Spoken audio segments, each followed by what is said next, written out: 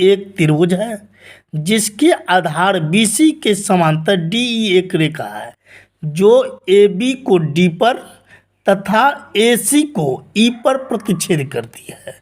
अब ये जो प्रतिच्छेद कर रही है तो ये बिंदु इस भुजा को समान अनुपात में विभाजित करती है।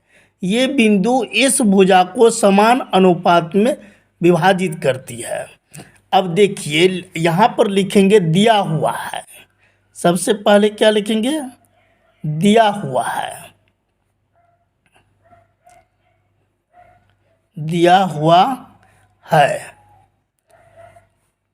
या ऐसे भी इसको चार तरह से लिख सकते हैं। दिया है,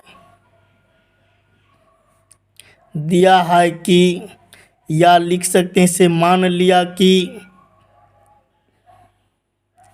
मान लिया कि, इस तरह से ये लिखाता है। अब लिखते हैं यहाँ पर ABC एक त्रिभुज है। ABC एक त्रिभुज, ABC एक त्रिभुज है जिसके आधार BC के समांतर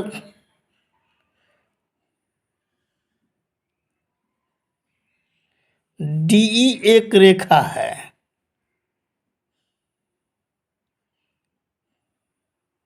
DE एक रेखा है जो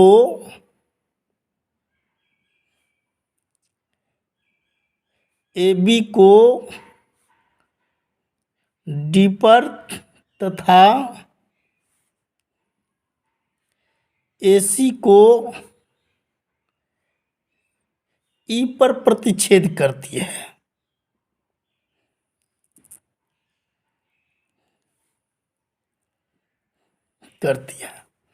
अब देखिए, अब यहाँ लिखना है सिद्ध करना है।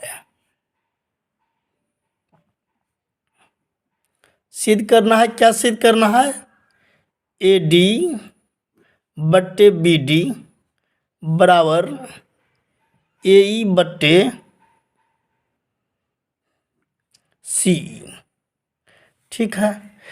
अब देखिए इसमें करते हैं रचना। एक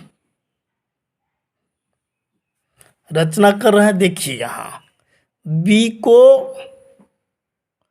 E से मिलाया, C को D से मिलाया, ठीक है, तथा यहाँ पर पहले इसको लिख लीजिए। B को E से तथा C को D से मिलाया,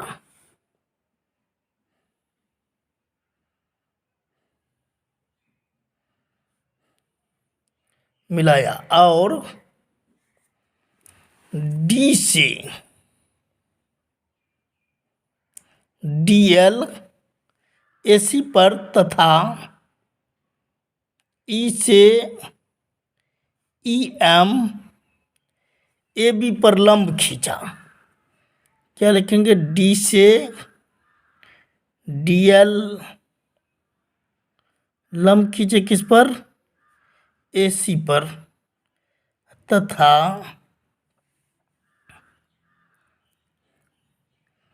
E से EM लंब खींचा AB पर, खींचा।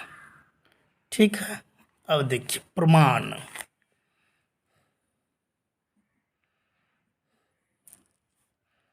प्रमाण, अब प्रमाण देखिए, त्रिभुज एरिया त्रिभुज ADE बराबर, देखिए फिगर में देखिए, एरिया त्रिभुज ADE बराबर क्या होगा? हाफ AD, चूंकि आप जानते हैं क्या होता है त्रिभुज के छेद पर आधार गुण 1/2 आधार गुने ऊंचाई AD गुने EM। फिर लिखते हैं एरिया त्रिभुज BDE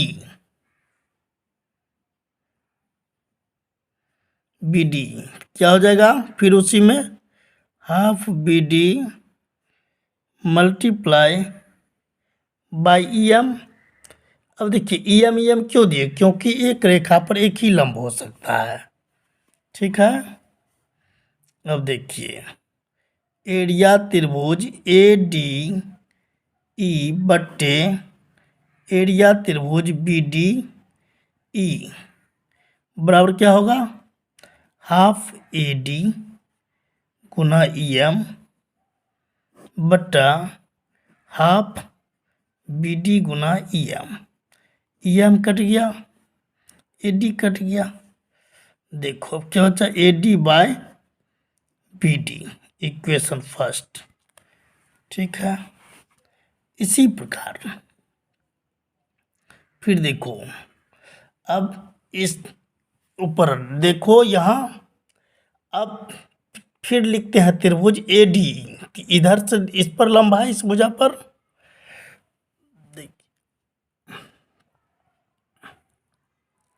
एरिया त्रिभुज ADE equal to half AE multiply by DL। फिर एरिया त्रिभुज CDE to half CE multiply by DL।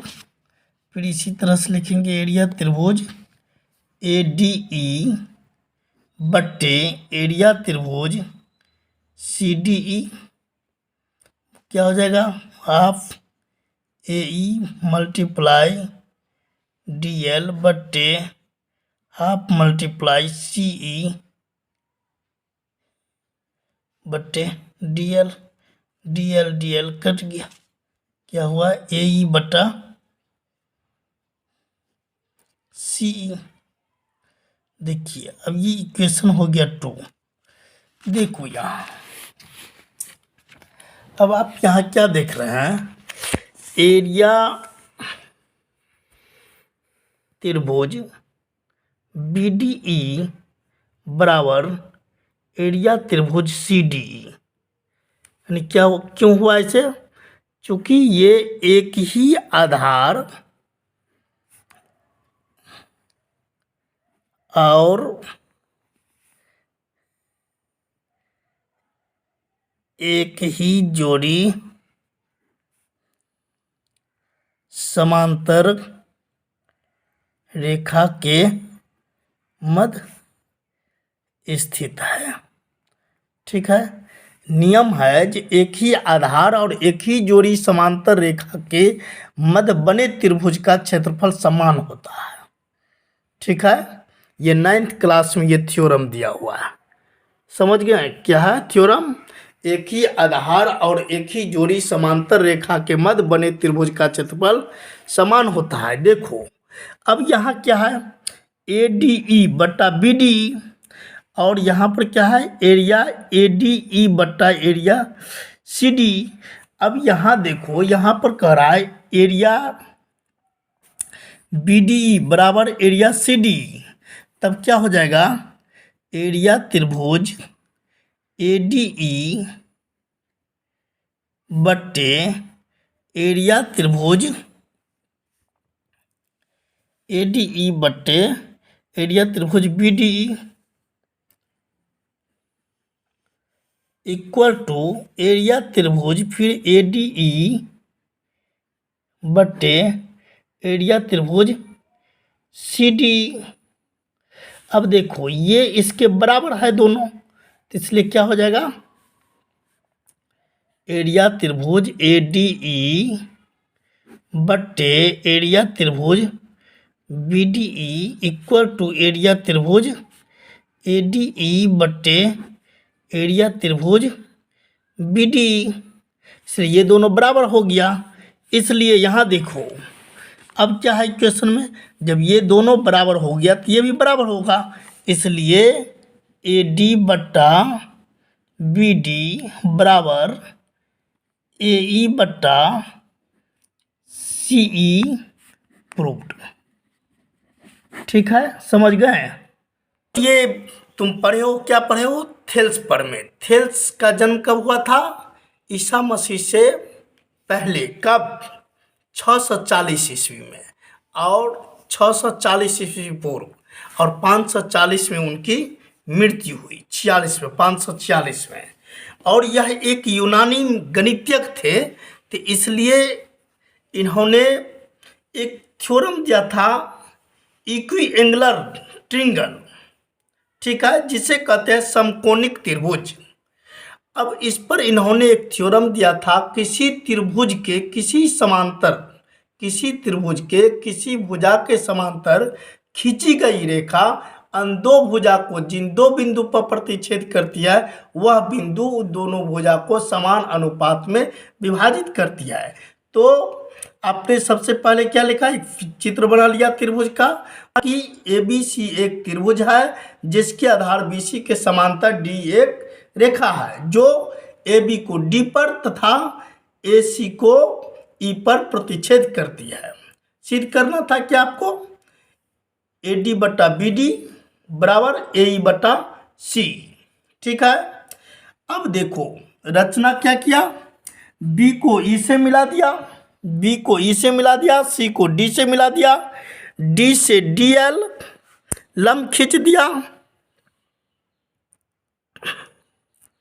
D से डी एल क्या किया, लंब खींचा ए सी पर, और ई से ई एम लंब खींचा ए बी पर। ठीक है, अब देखो इसी में लिख दिया, बी को ई से मिलाया तथा सी को डी से मिलाया, और डी से डी एल ए सी पर तथा ई से ई एम ए बी पर लंब खींचा। प्रमाण, एरिया त्रिभुज ए डी ई, एरिया त्रिभुज ए डी बराबर क्या हुआ, हाफ ए डी गुना ई एम। देखो हाफ ए डी गुना ई एम, चूंकि ये आधार हुआ, चूंकि इस पर लंब है तो क्या लिखें, तो ए डी ये आधार हो गया तो हाफ दिया आधार, और गुना ई एम लंब है तो दे दिया ए डी गुना ई एम।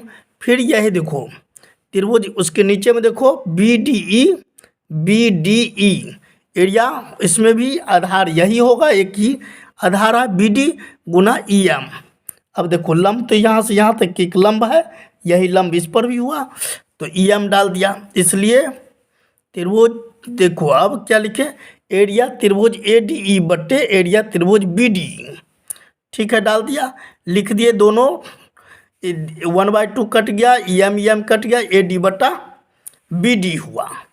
इसी तरह से फिर लिखे ए ई डी का क्षेत्रफल, या ए डी ई लिखो, बात बराबर हुआ, लिख दिए ए डी का क्षेत्रफल, फिर लिखे हाफ ए ई गुने डी एल। ठीक है, फिर इस पर भी सी डी ई का क्षेत्रफल लिखे, सी डी ई का क्षेत्रफल हाफ सी ई गुने ई एम। ठीक है, कर दिए दोनों को।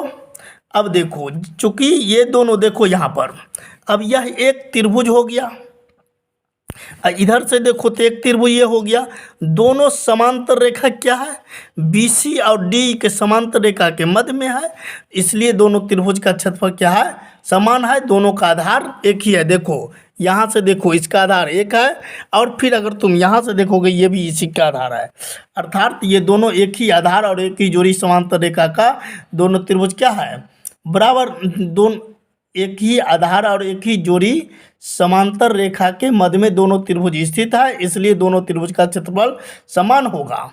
लिख दिया यहाँ पर, एक ही आधार और एक ही जोड़ी समांतर रेखा के मध्य स्थित है, इसलिए दोनों का क्षेत्रफल समान है। दोनों जब देखो अब क्या हुआ, एरिया त्रिभुज ए डी ए बटे बी डी, एरिया त्रिभुज ए डी ई बटे सी डी, और A D B D E C D बराबर है, तो इसलिए दे दिया एरिया त्रिभुज ए डी ई बटे एरिया त्रिभुज बी डी, एरिया त्रिभुज ए डी ई बटे एरिया त्रिभुज बी डी, दोनों बराबर हो गया। इसलिए ए डी देखो यहाँ पर ए डी बट्टा बी डी, ए डी बट्टा बी डी बराबर ए ई बट्टा सी, यहाँ पर लिख दिए ए डी बट्टा बी डी बराबर ए ई बट्टा सी प्रूफ।